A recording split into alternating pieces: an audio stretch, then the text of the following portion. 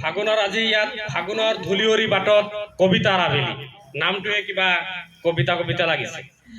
যোৱা দুদিন পূৰ্বে বাইদেৱে মোক খুব অনুৰোধ কৰিলে যে তুমি যেনেকৈ হ'লেও আহিব লাগিব। ঠিক আছে, দুটালৈকে মোৰ স্কুলত ডিউটি আছিল, তথাপিতো বোলো নাই, বাইদেৱে ইমানকৈ কৈছে আৰু বিশেষকৈ যিহেতু তেখেতৰ জন্মদিন, তাতে আকৌ কবিতাৰ লগত এনেকুৱা এটা মুহূৰ্ত মই মানে হেৰুৱাব নিবিচাৰিলোঁ। বোলো নাই, যেনেকৈ হ'লেও অলপ পলমকৈ হ'লেও এই অনুষ্ঠানটোত উপস্থিত থাকিব নোৱাৰিলে মোতকৈ হয়তো দুৰ্ভগীয়া কোনো নহ'ব। তাৰপিছত আমি দুয়ো আহিলোঁ, খুব ভাল লাগিল, মন্ত্ৰমুগ্ধ ধৰে। তাৰ পৰা চাই আছোঁ তেখেতৰ যিটো যেতিয়া কেক কটা হ'ল, সেই কেক কটাৰ মুহূৰ্তত আমাৰ জ্যেষ্ঠ সাংবাদিক শ্ৰদ্ধাৰ অমিতাভ বৰুৱাদেৱে যিটো গান গালে, মই প্ৰথমে আচৰিত হ'লোঁ যে কিবা এটা যন্ত্ৰত গাইছে নেকি। পিছত দেখিলোঁ যে নহয়, আচলতে এইটো বৰুৱাদাৰ সুললিত কণ্ঠ। অৱশ্যে তেখেতৰ সুললিত কণ্ঠ আমি আগতেও শুনিছোঁ, তেখেত বৰ প্ৰতিভাৱান, খুব স্পষ্টবাদী, আৰু তেখেত আমাৰ প্ৰেৰণাৰ উৎস।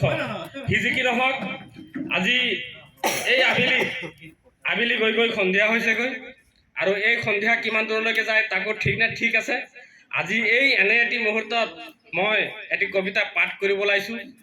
মই আচলতে স্বৰচিত কবিতা পাঠ কৰিব বিচৰা নাই।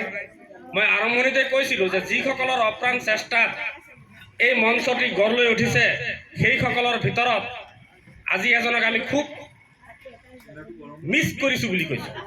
মিছ কৰাটো ইংৰাজীত অসমীয়াত কি ক'ব, তেখেতক আমি স্মৰণ কৰিছোঁ, কিন্তু আমি তেখেতক বিচাৰি পোৱা নাই। তেখেতৰ অকণমান দূৰত্ব হোৱাৰ কাৰণে তেখেত আজি উপস্থিত নাই। তেখেত এই মঞ্চৰ অসম সাহিত্য কলা কেন্দ্ৰৰ সম্পাদক আব্দুল কাদেৰ মিয়া। আজি আব্দুল কাদেৰ মিয়া ইয়াত থকা হ'লে আমাৰ আৰু অলপ বেছি ভাল লাগিলেহেঁতেন। আজি আমি আব্দুল কাদেৰ মিয়াৰ এটি অনুভৱ পাঠ কৰিব বিচাৰিছোঁ। কিবা ভুল ভ্ৰান্তি হ'লে ক্ষমা কৰিম।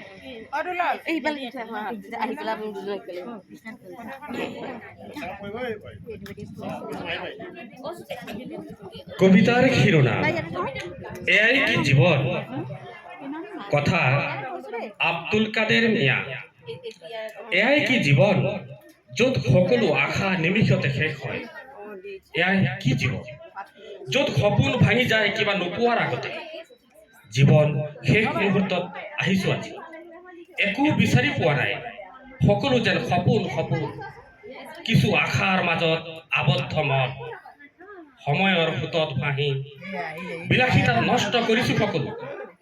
এয়াই কি জীৱন, কিছুমানে হাঁহে, কিছুমানে কান্দে, কিছুমানে আকৌ ঈৰ্ষাত জ্বলি মৰে।